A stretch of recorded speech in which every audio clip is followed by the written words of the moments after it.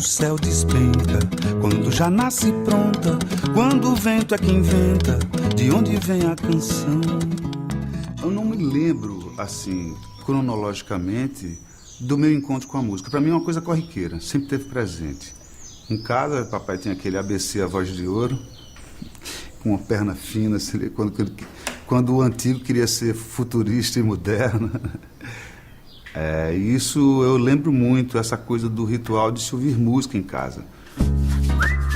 Todo mundo tocava algum instrumento lá em casa, cada um tinha o seu caderno de músicas que gostava, porque geralmente no final de semana a gente ficava rodando o violão e cantando o repertório do outro.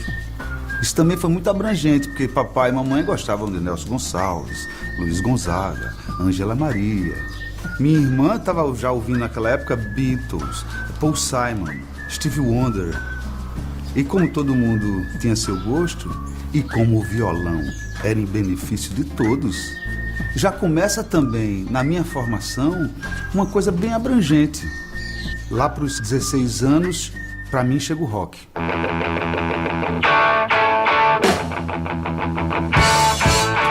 Eu vi Zeppelin e disse, o que é isso? Meus Beatles são do Zeppelin ao Police, é um misto dessas duas coisas. Aí eu vi Milton Nascimento. Então, realmente, para mim, o grande marco da história foi ter me reencontrado com a música brasileira através de Milton e o Clube da Esquina. Agora não pergunto mais aonde vai a estrada. Bom, a história do violão passa justamente pela coisa sorrateira de eu aprender escondido.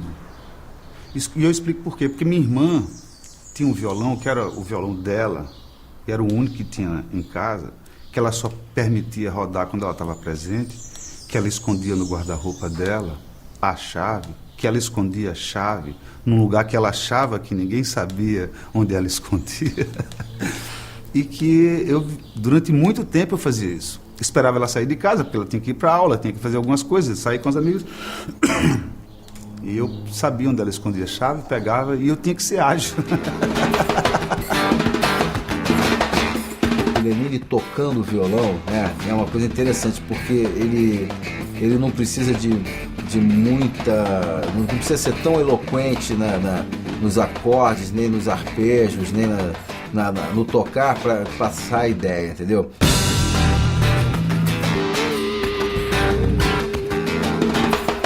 É um violão triturador, né? Que sabe também ser delicado quando precisa. Eu fico batendo cabeça sozinha em casa, assim, sabe? Tentando tirar as músicas, não consigo, porque ele muda a afinação, tem um maior lance, assim. É muito bom. Tanto faz se o rei pirateou, todo lailô. Tanto faz se o pirata reinou. Se eu quisesse ampliar o que eu fazia, não dava para ficar em Recife. Foi simples assim. E eu acho que essa tomada de consciência é quando se dá uma certa profissionalização. O desejo de dizer assim, ó, aqui não dá mais para ficar, eu quero ir a outros lugares. Eu tinha a opção, naquela época, só existiam 2 centros culturais, realmente. Era Rio e São Paulo. E eu, por causa de uma ligação forte com o mar, eu escolhi o Rio.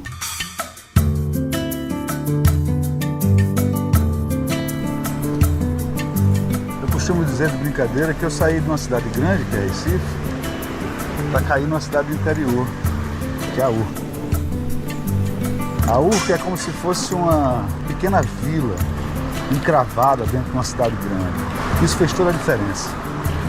A Urca, para mim, terminou sendo meu aconchego, o meu reduto, meu esconderijo e meu paraíso. A Urca. A Urca é meu lugar. Fala, Silvinho. Sucesso, meu irmão. Sucesso, meu filho. Valeu, meu irmão. Valeu, velho.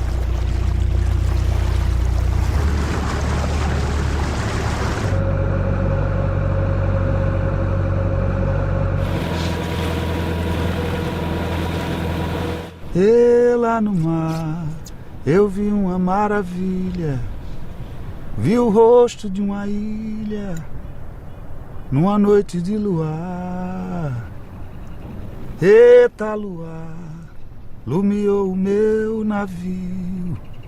Quem vai lá no mar bravio não sabe o que vai achar. Miragem do Porto. Foi o verão de 80. Foi um divisor de águas. Esse encontro com Júlio, um amigo que eu tinha feito. Ele estava de viagem, passando por Recife e Olinda. Nós ficamos amigos e ele estava naquele momento produtor e empresário de Bete Carvalho. E ele disse, velho, vamos ali comigo. E eu caí de paraquedas no Cacique de Ramos. Era uma festa, era uma roda de samba. Ali estava, cara. É engraçado que na época eu nem mensurava onde eu estava, porque estava ali Almir Neto, Jorge Aragão, Luiz Carlos da Vila, o Fundo de Quintal ainda com Arlindo Cruz, Sombrinha. O bicho só tinha casca grossa no pedaço. Na primeira roda, quando chegou em mim, antes de pular, eu já fiz um verso. Todo mundo olhou. Rodou de novo, eu fiz outro verso. Daí, uns 15 minutos, eu estava na roda. Fez parte na minha vida esse samba. A ponto de ter minha relação com o Sovaco do Cris, com simpatia. Isso não foi gratuito, assim, teve uma vivência. Você que nada e não morre na praia, você que é da gandaia, me diz o quê? Quem me falou do Lenine a primeira vez foi Tadeu Matias. Se não me engano, ele é paraibano, mas ele tinha gravado um disco que tinha uma parceria do Lenine já com Lula Queiroga. E ele me falou, esses dois caras lá de Recife são maravilhosos e tal. E lá na casa do Tadeu ele já tinha o baque solto. Então vendo o Vinícius assim, ele me falou, esse é o cara que eu te falei, os dois caras que eu te falei. Depois ele me falou, vai ter um show do Lenine no Rio Jazz Club, que ficava embaixo do Hotel Meridian, ali no Leme. E eu lembro de ir já ficar, assim, muito impressionado com os uivos. Né, os uivos de Lenine, aqueles... jogar a cabeça pra trás, essa característica dele até hoje. Rapaz, tem tempo, a primeira vez que eu o vi, foi num show no Parque Lage, que tinha ele, tinha Queiroga, se não me engano, tinha Tadeu Matias, que é um parceiro deles que anda sumido, isso em 81 ou 82, no Parque Lage. E já se revelava ali uma história diferente, muito interessante, muito genuína, muito original, né? No fim dos anos 70, eu acho que eu vi alguns cartazes, mas eu só fui ouvi-lo no disco com o Lula Queiroga, o Baque Solto. Vem na viração da longa espera, vem como se fosse uma aflição. Fomos para o Rio na mesma época, assim, fomos atrás de um mesmo tipo de espaço praticamente, numa época que tinha muito nordestino, muito cearense, paraibano, pernambucano, além de baiano, claro, mas que estavam acontecendo, pessoas que estavam acontecendo. E a gente foi nessa esteira, até porque aqui não havia muita chance, não havia chance de você propagar seu som, sua música e tal. E a partir disso a gente se tornou grandes amigos mesmo, se tornou amigos de irmãos em armas. É uma temporada que a gente fazia no Teatro Ipanema, olha que loucura. A gente esperava terminar a peça, às 11 e pouco, montava o PA para fazer as sessões de meia-noite, sexta e sábado, no Teatro Ipanema. Uma dessas apresentações que fizemos eu e Lula, o Roberto Menescal, que era então diretor artístico da Poligram, assistiu e disse, eu quero isso no estúdio, cara. E foi assim que surgiu então o Baque Solto. Acho que das primeiras vezes que a gente entrou num estúdio de verdade, o estúdio da Poligram na Barra, no Rio, a gente começou a gravar o que a gente tinha do show. O show era muito aplaudido, a gente sabia que dava certo, até porque a questão cênica, a questão de palco, era uma questão muito forte. A movimentação cênica da gente era muito grande, a gente tinha uma banda muito legal. E foi assim, não teve eco nenhum. A alegação é meio por aí, que ele não era nem uma coisa nem outra, né? Ele não era pop, rock, nem era MPB, enfim, então não foi reconhecido. Tem essa coisa fundamental que foi esse marco para mim. O Baque Solto foi meu início. Esse ano fazendo 30 anos de carreira. E o que marca essa data? O Baque Solto. Ali a gente já sentia uma presença de um compositor e um cantor com uma personalidade, quer dizer, ele é do Pernambuco, radicado no Rio desde os 20 anos e imprensado entre a geração de Zé Ramalho, Alceu, Fagner, que já vinham fazendo aquela mistura da música do Nordeste com o rock. Nesses 10 anos do Baque Solto, Olho de Peixe, eu pude me dedicar, justamente por essa opção de vida, ao núcleo familiar. Eu fiz a adaptação dos meus filhos todos. Eu fui pai nesse processo. Eu pude fazer isso porque o meu trabalho era em casa, meu porta-estúdio, compondo e tocando. E isso eu devo muito à minha parceira, porque enquanto eu podia fazer isso, ela estava trabalhando. A reunião de escola de colégio era uma coisa engraçada mesmo, porque sempre foi ele que foi, no meio das mães e, pô, cabeludo, de brinquinho, não sei o que lá, pã. Era estranho. Agora, eu lembro muito da gente roubando goiaba aqui, na rua de trás. Roubando não, pegando emprestado. Eu só pude fazer dessa maneira, eu só pude ter essa opção de fazer uma trajetória da maneira como eu fiz, porque tinha essa base familiar que me garantiu não só a sanidade, mas o objetivo. Eu sabia o que eu estava fazendo, por que eu estava fazendo e para quem eu estava fazendo.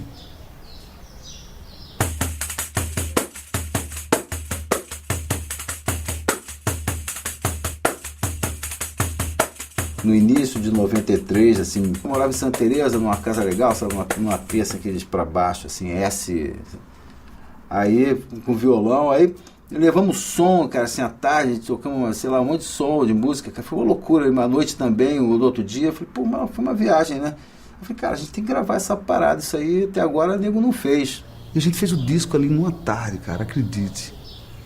Era um tipo de empatia que aconteceu imediata, um tipo de diálogo que a gente estabeleceu musical, que tudo foi muito fácil, incrivelmente fácil de fazer. Foram 4 finais de semana, se eu não me engano, e a gente fez tudo isso que é o Olho de Peixe, porque eu digo tudo isso porque o Olho de Peixe realmente é tudo isso. A gente gostava de um olhar para a cara do outro e pá, de repente no show a gente sentia que tinha uma brecha para uma colocação ali, uma quebrada, sabe? Uma variação. E eu acho, pô, tudo certo.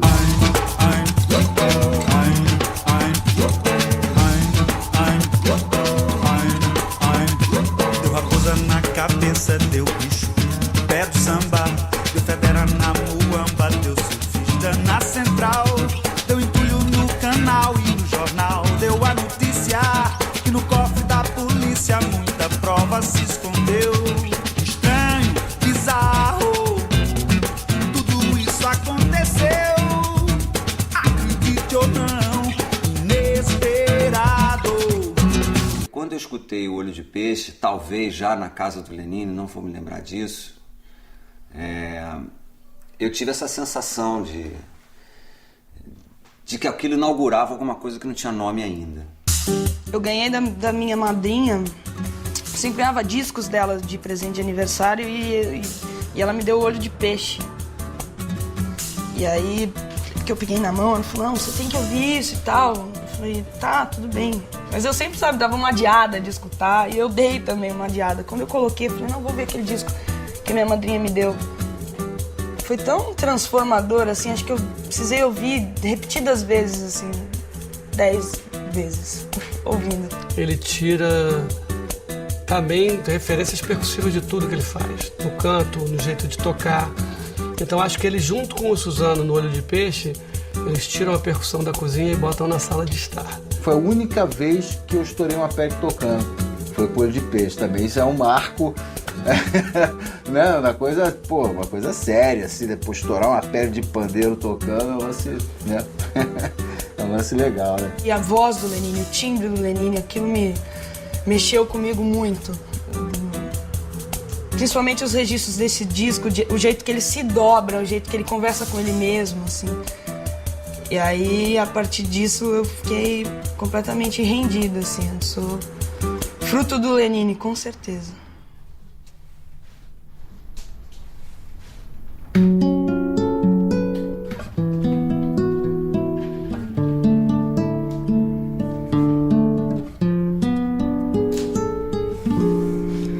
O que é bonito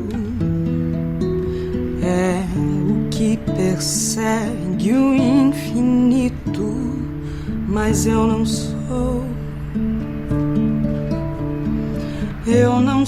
não.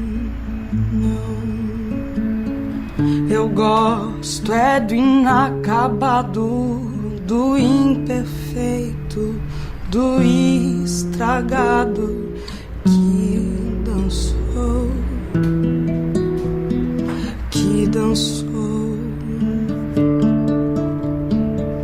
Eu quero mais erosão e menos granito, não namorar o zero e o não, descrever tudo que desprezo e desprezar tudo que acredito. Eu não quero a gravação, não, eu quero o grito.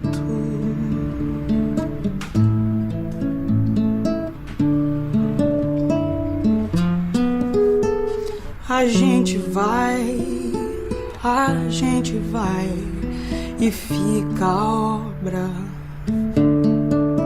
mas eu persigo o que falta e não que sobra. Eu quero tudo que dá e passa, quero tudo que se despe, se despede, despedaça.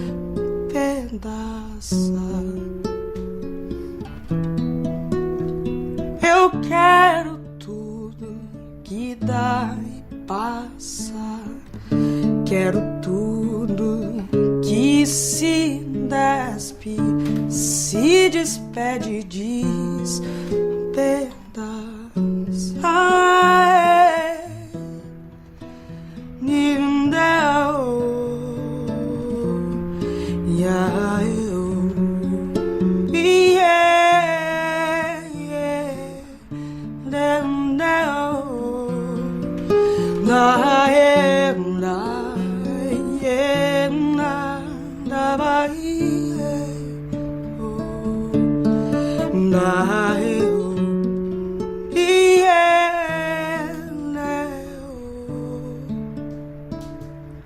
O que é bonito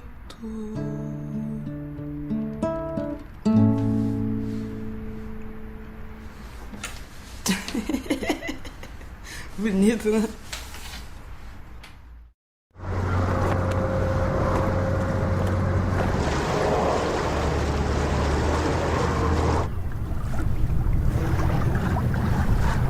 É bonito se ver na beira da praia a gandaia das ondas que o barco balança, batendo na areia, molhando os cocares dos coqueiros, como guerreiros na dança. Oh, quem não viu vai ver a onda do mar crescer.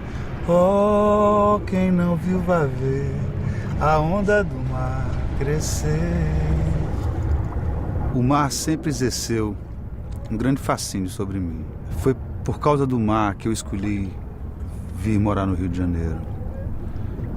Ele tinha que estar presente na minha vida toda, porque esteve presente durante a minha vida toda.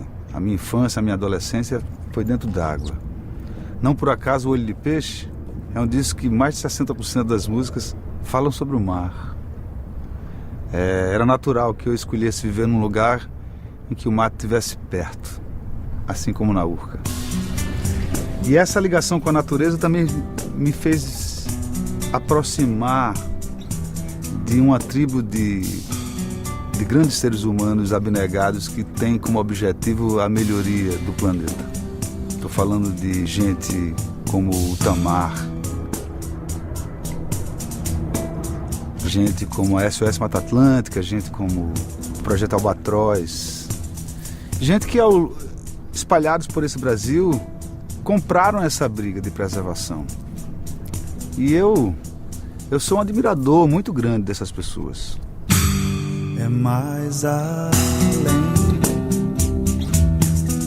mais além.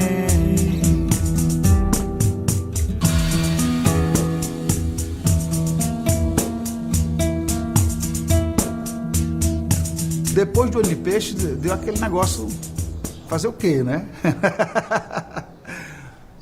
E aí a vida conspira também a favor. Eu me encontro com Chico Neves. O artesão, o cara que tem o estúdio, que toca os instrumentos, que faz o seu banco de ruído, que ele mesmo mixa, que ele mesmo, sabe, o artesão. Lá no sertão, cabra macho não ajoelha. A gente ouvia muito material, eu conhecia todo o repertório que iria ser gravado no álbum O Dia em que Faremos Contato. Eu adorava tudo que eu ouvia. O Lenine falava muito do Chico Neves, né? Não, o Chico Neves toca sons, né? Toca ruídos, né? O disco foi muito íntimo, porque era eu e Chico o tempo todinho ali juntinho. Liminha fazendo todos os baixos do disco, algumas participações bem pontuais. Eles tinham um desejo de gravar na Inglaterra, né, no estúdio Real World, do Peter Gabriel, né? E essa talvez tenha sido a minha principal participação, né? Aí fiz as vozes na Sala das Águas, é uma sala no estúdio que passa o rio por debaixo, é todo de vidro, e foi uma realização maravilhosa. O Dia em que Faremos Contato foi confirmador. Se você quer me seguir, não é seguro.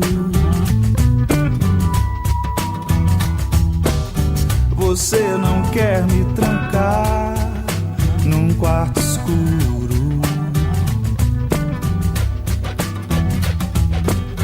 Às vezes parece até que a gente deu um nó. Hoje eu quero sair só.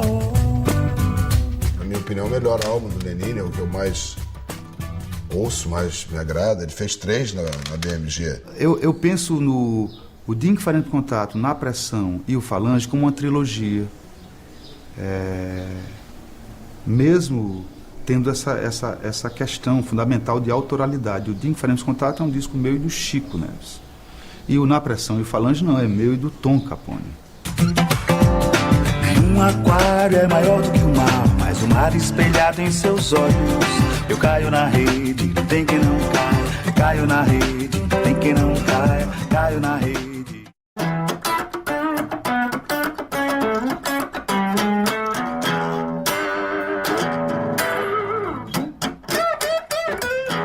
Trabalho com o Lenine na estrada há 13 anos e produzindo há uns 16 anos, que foi o Tom Capone que fez essa conexão. Na Pressão realmente escancarou as portas do mundo para mim, não só a Europa de uma maneira geral, mas o leste europeu que começava a despontar, e aí por causa da França, Canadá, por causa do Canadá, Estados Unidos, México, eu comecei Austrália, eu comecei a frequentar Japão seguidas vezes, e o Na Pressão consolidou isso, essa linguagem pop contemporânea, e que me dava esse salvo-conduto de participar dos principais festivais de rock e de pop do mundo. Já que eu sou brasileiro e que o som do pandeiro é certeiro e tem direção, já que subi nesse ringue, o país do swing é o país da contradição. Eu canto pro rei da levada, na lei da embolada,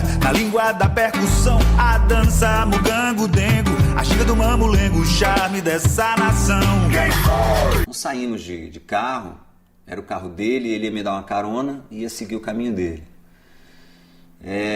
No caminho ali no canal do Leblon, eu morava na Timóteo da Costa e ia para o Jardim Botânico. Então a gente passou pelo canal e veio uma criança vender bala.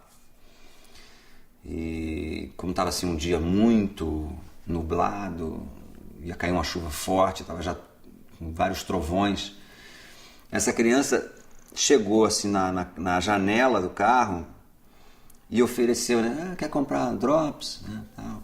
E a gente deu aquela resposta rápida, não, obrigado. E atrás, no banco de trás do Lenine, tinha um carrinho de bebê, uma cadeirinha de bebê, que devia ser do Bernardo, não sei. Esse menino perguntou, quer drops? A gente disse não, e imediatamente ele olhou para trás, e aí deu um trovão forte no céu. E ele falou, ou cantou isso pra gente, né? Ele disse, tá relampeando, cadê neném? A melodia com que ele falou já foi a música, porque Lenine respondeu, tá em casa, não sei o que, o sinal abriu e tchau. Não deu assim 10 metros, a gente quase que falou junto assim. Viu a melodia? É que ele cantou? Não é uma melodia, não, essa banda é ele, o relampeio, ele que é o neném, tá relampeando, vai chover. E dirigindo a gente já foi falando e veio assim, o Lenine repetiu, tá relampeando, cadê neném? E não sei qual dos dois respondeu, tá vendendo drops, é no sinal pra alguém. Essa música ela foi saindo assim, vamos falar do Vila Sésamo, vamos falar do Globo Cor Especial.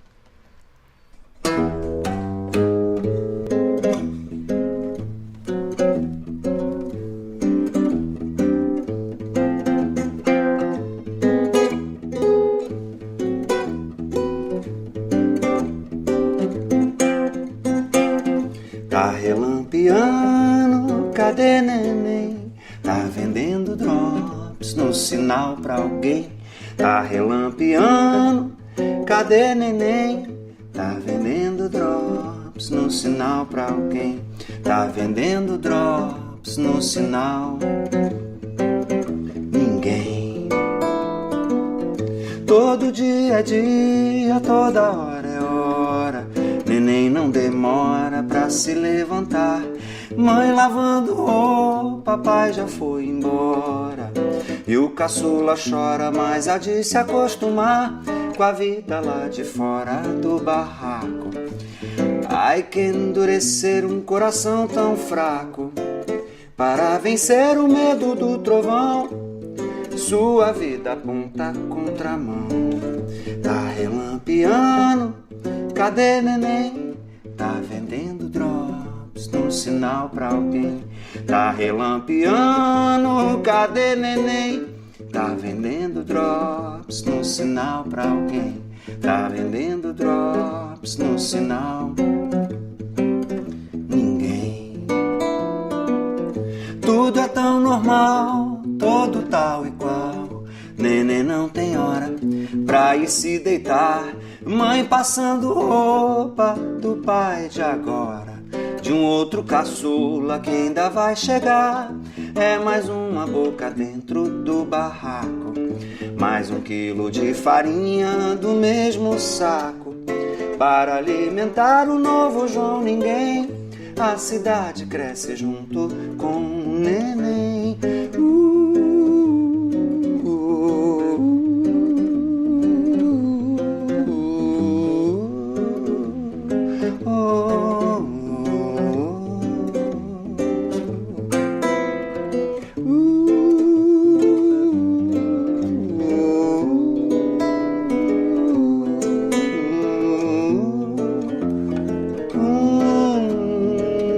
É mais uma boca dentro do barraco, mais 1 quilo de farinha no mesmo saco, para alimentar o novo João Ninguém. A cidade cresce junto com o neném. Tá relampeando, cadê neném? Tá vendendo drops no sinal pra alguém. Tá relampeando, cadê neném? Tá vendendo drops no sinal.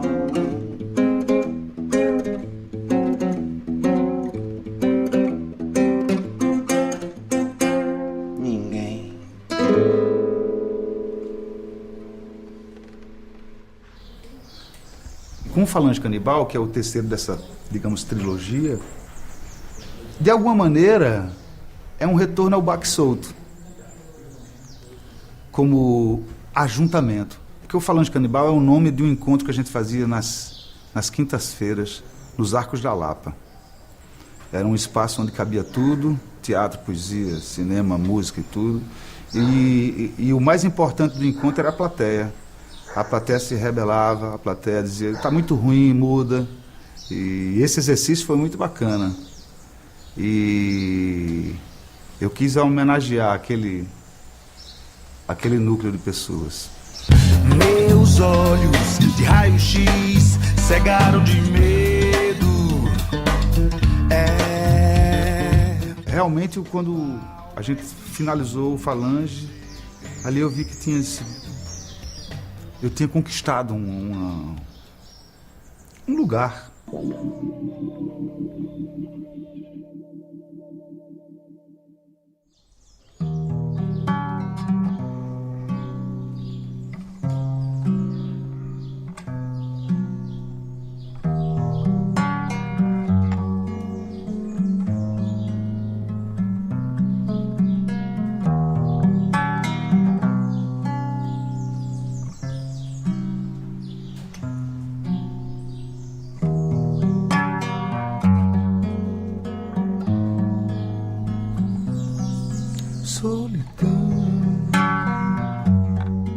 O silêncio das estrelas, a ilusão. Eu pensei que tinha em minhas mãos, como um Deus, e amanheço mortal.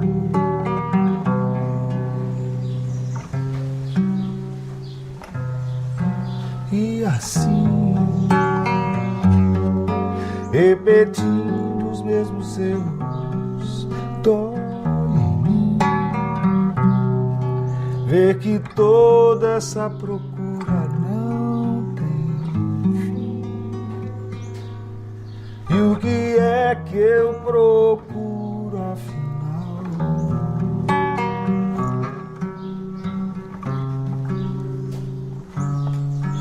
Um sinal,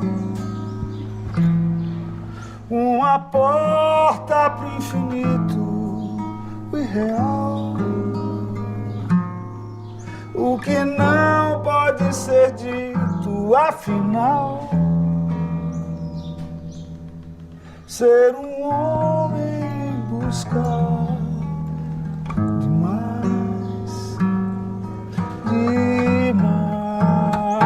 afinal, feito estrelas que brilham em paz.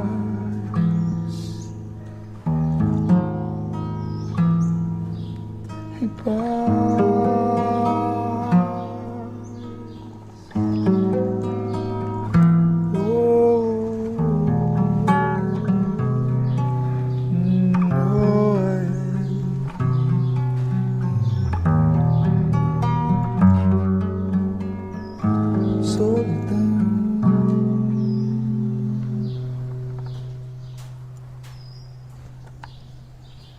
Em 99, a época do lançamento do Na Pressão, Caetano foi convidado para fazer o Carte Blanche.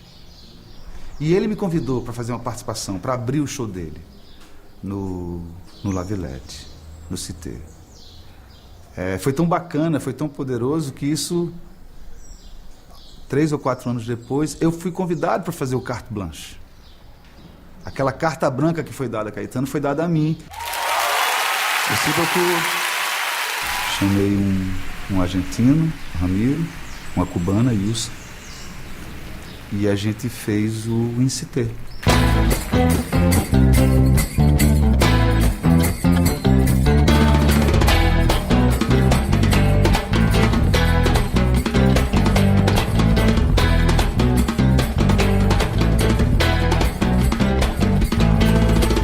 Tá cansada, senta. Se acredita, tenta. Se tá frio, esquenta. Se tá fora, entra. Se pediu, aguenta. Se pediu, aguenta. Se sujou, cai fora. Se dá pé, namora. E tá doendo, chora. Tá caindo, escora. Não tá bom, melhora. Não tá bom, melhora. Se aperta, grite. Se tá chato, agite. Se não tem crédito, se foi falta beat, se não é imite. Se é do mato, amance. Trabalhou, descanse. Se tem festa, dance. Se tá longe, alcance. Use sua chance. Use sua chance.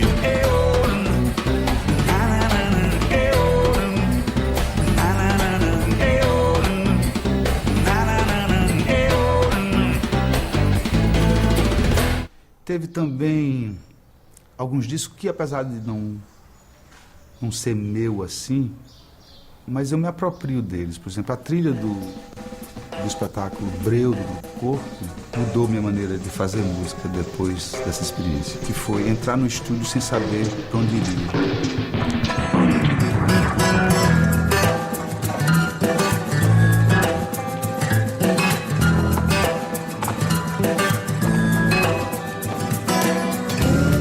Fundamental na minha vida até para eu rever uma série de coisas, inclusive desse mecanismo de como fazer. O Labiata é bem fruto disso. O Labiata, em momento nenhum, eu entrei no meu baú das canções. Cada dia eu fazia uma canção. Fazia à noite uma canção, ia para o Júnior, gravava uma versão diet dela, descobria o beat, a forma dela e esquecia. Voltava para casa de noite, outra canção. No outro dia de manhã, essa é a segunda. Um período de 15 dias eu parei para ouvir. Aí tinha ali 15 canções. Foi a partida daí, isso aí. Magra, leve e calma, toda ela bela, tudo nela chama. Ele assina a produção também e ele realmente produz. Ele não tá só... Não gostei dessa bateria eletrônica. E aí, tipo, ele não é esse tipo de pessoa, sacou? Ele sabe onde está pisando. É um puta produtor ele. Foi incrível ter ele como produtor, né? Ele produziu o Ponto Enredo, que é o nosso disco dali do biênio 2007-2008, meu disco com a parede. Tocou com a gente percussão, cantou, recortou as músicas, repensou as formas. Então, foi especial como a gente imaginava que seria, né? Primeiro, uma curiosidade, que eu acho que eu sou um cara curioso. Eu sou instigado a saber, a procurar saber quais são as novas ferramentas que eu posso ter à disposição da criação. Que tipo de microfone ainda continua os valvulados melhor mesmo? Então, assim, todo esse tipo de coisa, de tecnologia que permeia a coisa de fazer música, isso também me interessa muito. Não é só o compor. Já eu acho que em 2004, que é quando eu faço a direção musical do Diabo A4, da Alice de Andrade, e a gente faz uma parceria que eu mando uma letra para ele que tinha a ver com os personagens do filme, mas eu mandei com uma ideia totalmente diferente. Eu pensei uma coisa pop, movida, e o cara me devolve um samba de velho. Isso é muito interessante na parceria, né?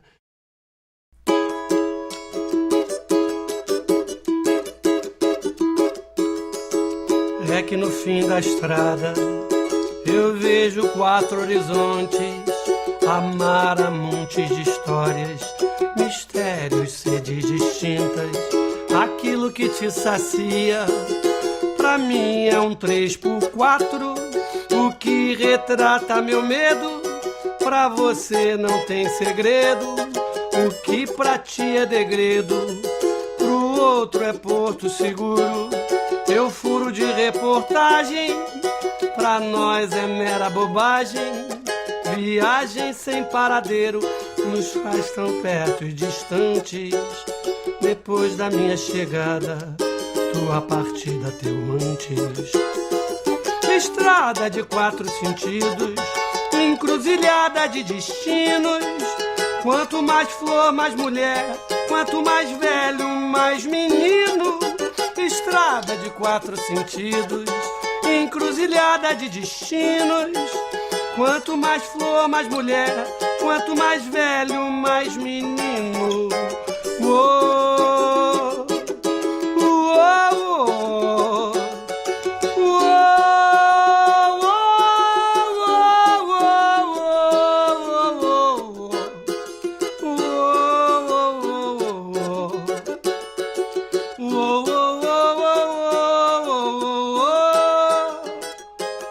viagem sem paradeiro nos faz tão perto e distantes.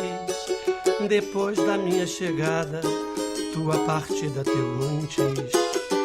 Estrada de 4 sentidos, encruzilhada de destinos. Quanto mais flor, mais mulher. Quanto mais velho, mais menino. Estrada de 4 sentidos, encruzilhada de destinos.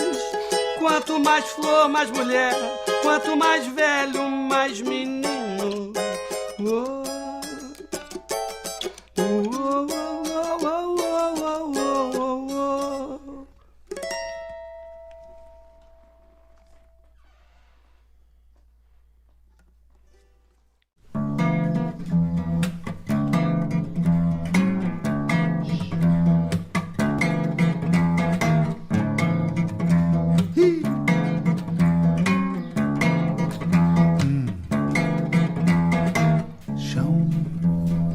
Chega perto do céu, quando você levanta a cabeça e tira o chapéu. Chão, cabe na minha mão o pequeno latifúndio do seu coração. Chão, quando quer descer, faz uma ladeira. Chão, quando quer crescer, vira cordilheira.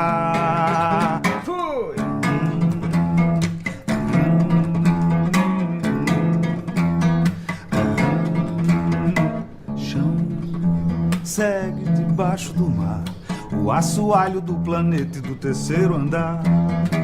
Chão, onde a vista alcança todo e qualquer caminho pra percorrer e chega.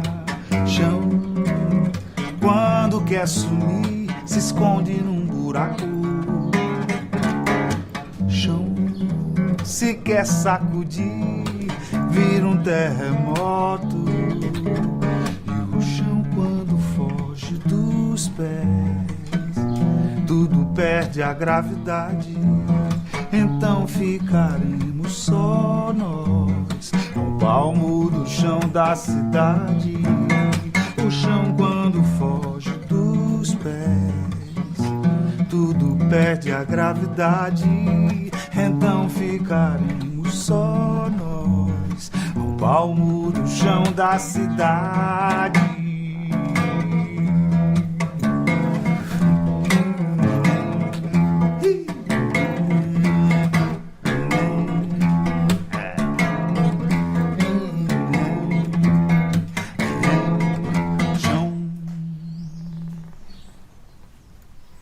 O chão foi outro estímulo.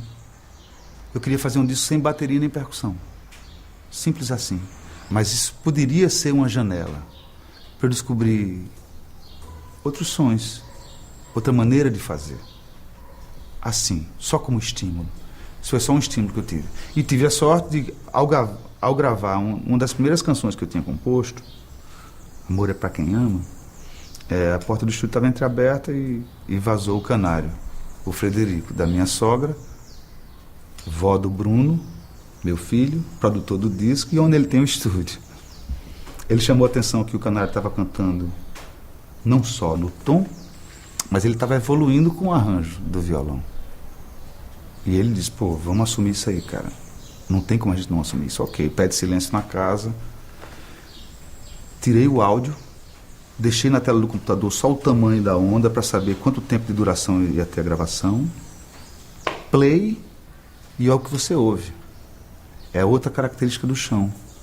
Aqueles sons do cotidiano que estão povoando aqui a nossa entrevista, que são os mesmos, eles não foram editados, não foram manipulados, não foram processados.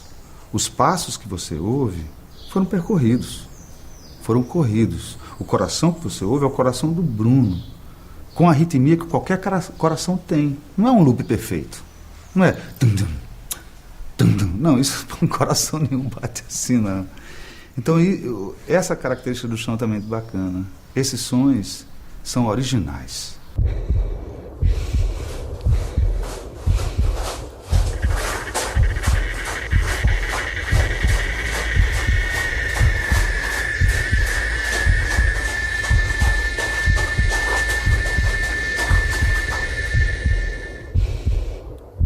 Eu costumo dizer que essa analogia que eu sempre usei, né, o que era raiz e o que era antena no meu trabalho, hoje em dia com a orquídea se perdeu. Porque a orquídea é hermafrodita e tem raiz aérea. Isso é quase um paradoxo. A planta anda. 70% a 80% das orquídeas ocorrem, elas estão agarradas nas árvores. E elas vão migrando atrás do sol. Então as raízes aéreas. Isso é significativo, é extremamente significativo, né? Ele já me deu umas orquídeas aqui, mas eu viajei 2 meses e morreu tudo. Eu não levo jeito pra isso. Eu nunca fui de cantar muito, mas eu lá no Olho de Peixe, pô, eu cantava, cara, botava o microfone, sei lá, às vezes abria até uma vozinha de onda, né? Aí, porque isso, você vê, isso é um troço que é do cara. Ídolo é sempre ídolo. É sempre ídolo. Eu lembro quando eu convidei o Lenine pra gravar a voz do meu disco, esse último, eu já tava me achando a maior cara de pau, assim, falava, velho, valeu, legalzona, vai chamar o Lenine, Um cara inquieto, né? Um cara instigado. Então você vê que ele, às vezes, pega de uma palavra, às vezes pega de uma brincadeira, às vezes pega de um som, às vezes pega de um riff, pega o combustível para estar excitado produzindo, né? Papai é um jornalista. Ele é um jornalista, ele só escreve de uma maneira menos programática. Mas é jornalista. Ele vai ser muito mais importante. As músicas dele vão ser muito mais importantes daqui a 100 anos para entender a época dele do que os jornais da época. É um clichê, tipo, não conheço seus ídolos, né? Mas não se encaixa com o Lenine isso. Ele é um cara muito bacana. Tá ligado nos novos sons e procura referências, se renova constantemente. Coisa brasileira, né? Do estilo, do swing, balanço, né? Nosso. Eu acho que o Lenine é isso. Ele, Lula, Arnaldo, pô, são pessoas assim que sempre você está esperando o que os caras vão trazer. O Galego é uma das pessoas mais talentosas que eu conheço, assim, tem uma verve, uma força muito grande. E assim, tudo que ele vai atrás, vai com muita intensidade. Mas é um grande amigo, né? Um cara que está sempre com muito humor. Isso é muito importante, é muito difícil você envelhecer e continuar bem-humorado. Seu Oswaldo, você é o grande exemplo de artista que eu tenho, é um espelho, como diria Paulo César Pinheiro e João Nogueira, é um espelho poderoso que eu tenho na vida e, enfim, a gente ainda há de se esbarrar em casa e nos palcos muito vida fora. Porra! Situação, né? Situação, hein? Sério? Manda um beijo, fala um beijo, tchau, beijo. Será que eu leio alguma coisa então, de repente? Posso ler? Pera aí. Porra, ele vai gastar onda. Gastar onda, então. Meu recado pro meu pai. Eu li hoje esse poema da Marta Medeiros, então... E achei que tinha a ver. Aventura não é escalar montanhas, não é atravessar desertos, não é preciso bravura. Aventura não é saltar de avião, não é descer cachoeira, não é preciso tontura. Aventura não é comer bicho vivo, não é beber aguardente, não é preciso angostura. Aventura não é morar em castelo, não é correr de Ferrari, não é preciso frescura. Aventura é tudo que faz uma pessoa tornar-se capaz de abrir mão da loucura. Aventura é ser mãe e pai.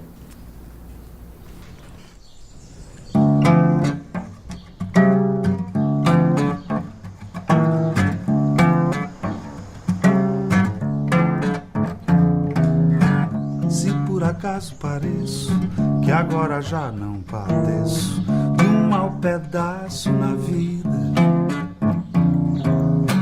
Saiba que minha alegria, como é normal todavia, com a dor é dividida. Eu sofro igual todo mundo, eu apenas não me afundo em um sofrimento infindo. Eu posso até ir ao fundo de um poço de dor profundo, mas volto depois sorrindo. E em tempos de tempestades, diversas adversidades, eu me equilibro e requebro. É que eu sou tal qual a vara, bamba de bambu, taquara. Eu inverno, mas não quebro. Eu envergo, mas não quebro. Eu envergo, mas não quebro.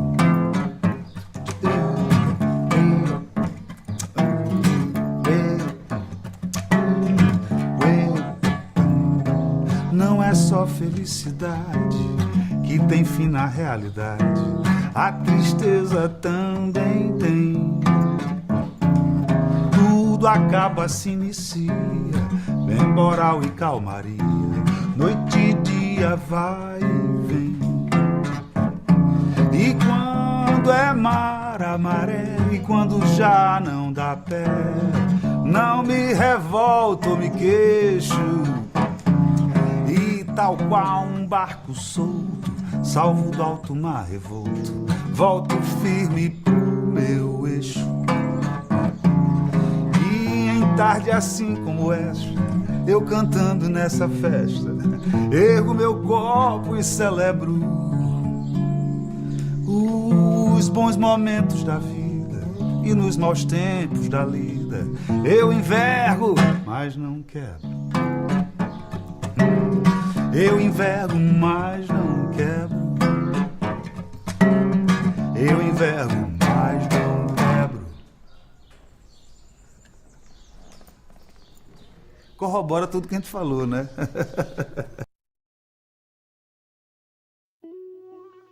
Essa joia aqui, esse tetel, isso é um Targa 72 de Giorgio. Então, um instrumento brasileiro com madeira tropicalizada, foi feito por seu Dorival Caymmi, algodão.